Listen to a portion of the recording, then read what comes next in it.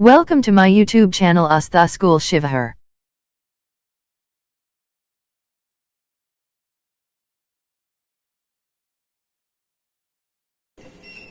सुप्रभात बच्चों, इस ऑनलाइन वीडियो क्लासेस के क्रम में आज मैं बरदाश्त विषय हिंदी से पाठ 4 सांवले सपनों की याद के बारे में आपको बताने जा रहा हूं। बच्चों, सांवले सपनों की याद शीर्षक पाठ हिंदी साहित्य के महान साहित्यकार एवं अनुभवी राजनीतिक जाबिर हुसैन की श्रेष्ठ रचना है। जाबिर हुसैन का जन्म 1945 ईस्वी में बिहार राज्य के राजगीर के नौनही ग्राम में हुआ था। इनकी शिक्षा दीक्षा गांव में हुई।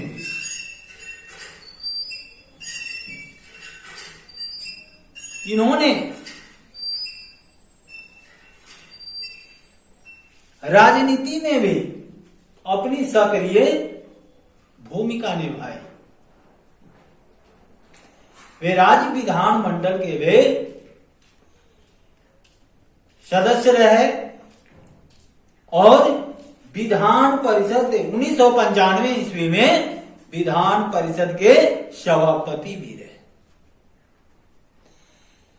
इनकी प्रमुख रचनाएं डोला बीवी की मजाक, जो आगे है, अतीत का चेहरा, लोंगा और एक नदी रेत भरी आदि है। बच्चों, इन्होंने अपनी रचनाओं में बहुत ही सरल सहज भाषा का प्रयोग किया है जो भावात्मक है। कहने का अर्थ भाव के अनुसार है। इनकी भाषा में भावों को व्यक्त करने की पूर्ण क्षमता है। इन्होंने अपनी रचनाओं में लंबे राजनीतिक अनुभव एवं सामाजिक जीवन के अनुभवों को उपस्थित कर आम आदमी के जीवन के संघर्षों को व्यक्त करने का प्रयास किया है या आम आदमी के जीवन के संघर्षों को बड़ा ही मार्मिक रूप में प्रस्तुत करने का प्रयास किया है।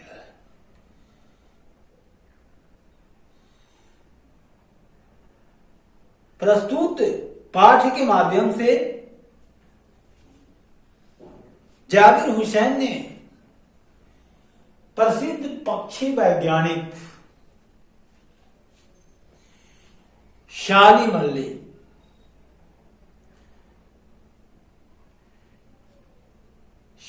अली के मृत्यु से उत्पन्न दुख को व्यक्त किया है। बच्चों, कहने का अर्थ है कि प्रस्तुत पक्षी वैज्ञानिक शालिम अली की मृत्यु के उपरांत जो दृश्य, सामाजिक दृश्य उत्पन्न हुआ था, उसे व्यक्त करने का प्रयास जाबिर हुसैन के द्वारा किया गया है।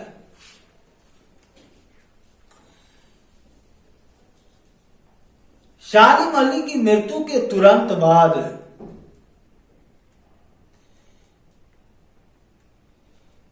उनकी याद में यह व्यक्ति चित्र जाबिर हुसैन ने तैयार किया या अपनी लेखनी के माध्यम से इसे प्रस्तुत किया।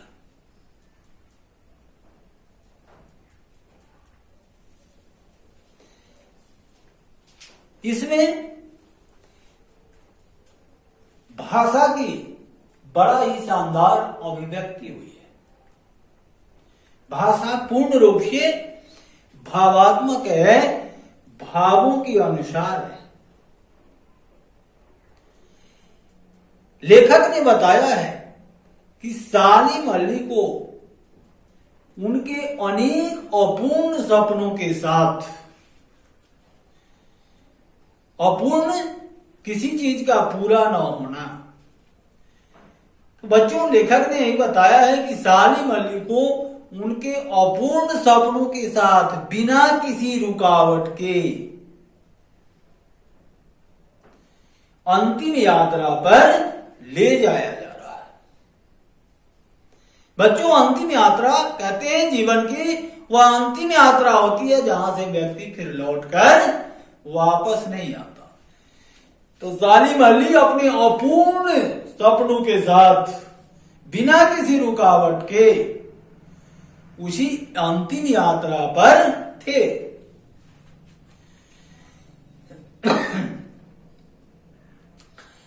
जीवन तनाव और दुख से भरा हुआ था।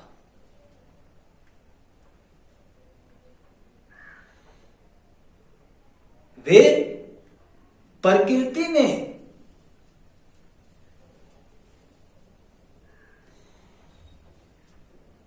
उसी तरह विलीन हो रहे थे, अर्थात इस प्रकृति में उसी तरह छुप रहे थे जैसे कोई पक्षी अंतिम गीत गाकर अपना प्राण त्याग देता है। बच्चों सालिम अली एक ऐसे प्राकृतिक रूप से जुड़े हुए थे कि वे प्रकृति के गुलाम नहीं थे, प्रकृति उनके गुलाम थे। प्रकृति का इस तरह का लगाव, प्रकृति से इस तरह का लगाव शायद ही किसी में हो सकता था जिस तरह का जुड़ाव प्रकृति और सालिम अली के साथ था।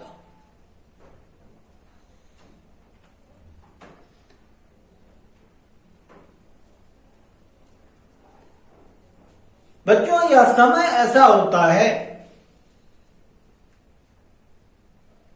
अंतिम यात्रा का यह समय ऐसा होता है कि अनेक प्रयासों के बावजूद भी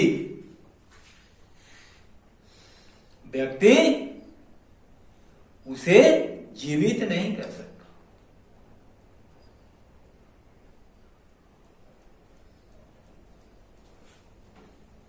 तो इसलिए बच्चों सालिम अली प्रकृति के अनुभव को धारण करने वाले व्यक्ति थे जिसे अन्य लोग नहीं समझ सकते थे। उसे वे ही समझते थे कि वे किस तरह से प्रकृति के करीब हैं, किस तरह से प्रकृति से जुड़े हुए हैं। अन्य लोगों का समझना संभव नहीं था। जैसे कहा जाता है कि वृंदावन में जाने पर जमुना नदी का जल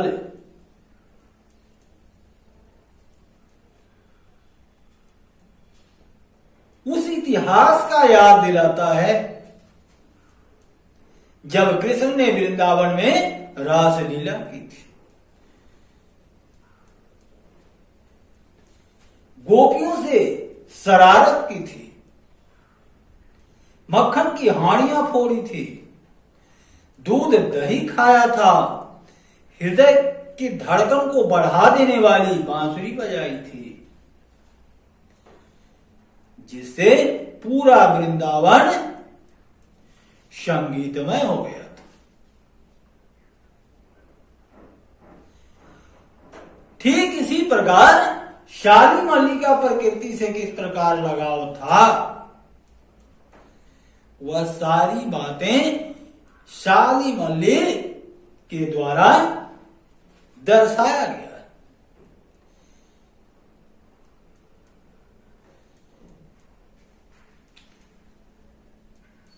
उन्होंने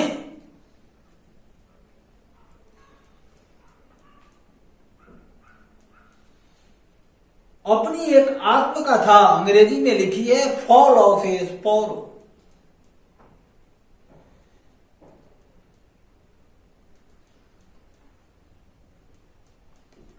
जिसमें उन्होंने अपने प्राकृतिक लगाव के बारे में बताया है कि किस तरह से वे प्रकृति से जुड़े हुए थे।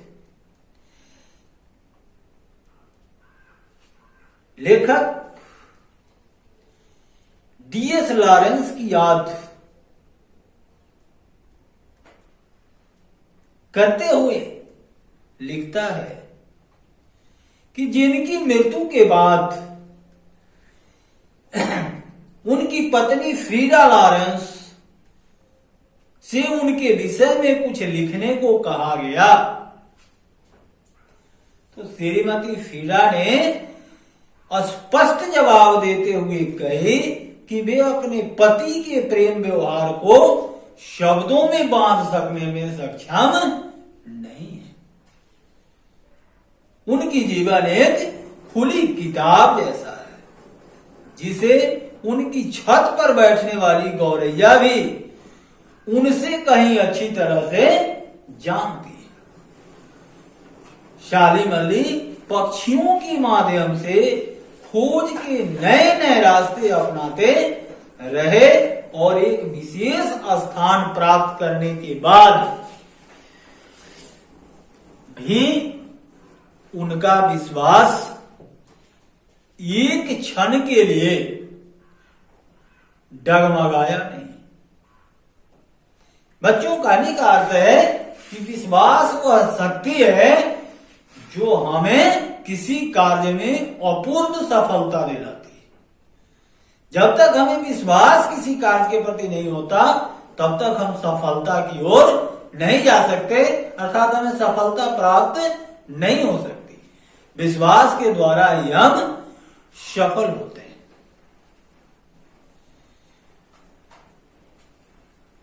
कहने का अर्थ है कि शालीम अली प्राकृतिक सौंदर्य से युक्त जीवन के एक प्रतिबिंब थे, एक चेहरा थे। अतः शालीम अली का प्राकृतिक अनुभव सागर के समान था।